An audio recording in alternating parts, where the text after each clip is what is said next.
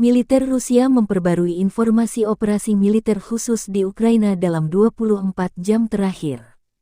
Juru bicara militer Rusia Letnan Jenderal Igor Konasenkov, tanggal 30 November merilis kontak senjata terjadi di arah Donetsk Selatan. 3 kelompok taktis kompi angkatan bersenjata Ukraina berusaha melakukan serangan balik terhadap posisi Rusia di dekat Novomihailovka, Novodonetskoye, dan Novosiolka, Republik Rakyat Donetsk. Serangan balik digagalkan berkat keahlian penguasaan medan dan tembakan artileri pasukan Rusia. Musuh mundur kembali ke posisi awalnya mencegah jatuhnya korban lebih banyak. Lebih dari 50 prajurit Ukraina, 2 kendaraan tempur infanteri, 2 pengangkut personel lapis baja, 1 MTLB, 1 kendaraan bermotor lapis baja, dan 4 kendaraan bermotor dimusnahkan, kata Igor Konasenkov. Penerbangan operasional taktis dan angkatan darat, pasukan rudal dan artileri Rusia juga menetralisir 97 unit artileri Ukraina dalam posisi menembak. Juga menyerang 157 area musuh.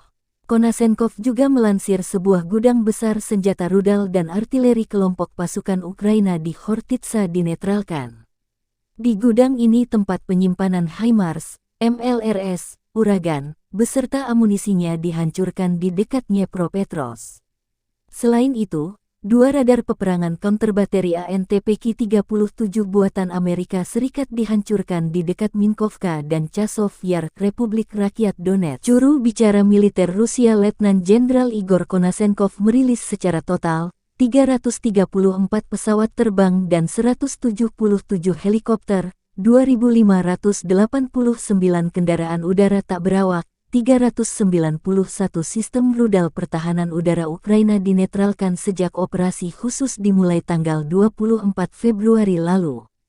Termasuk 6.903 tank dan kendaraan tempur lapis baja lainnya, 904 kendaraan tempur yang dilengkapi dengan MLRS, 3.634 meriam dan mortir artileri lapangan, serta 7.424 unit militer khusus perangkat keras Ukraina dihancurkan selama operasi militer khusus, kata Igor Konasenkov.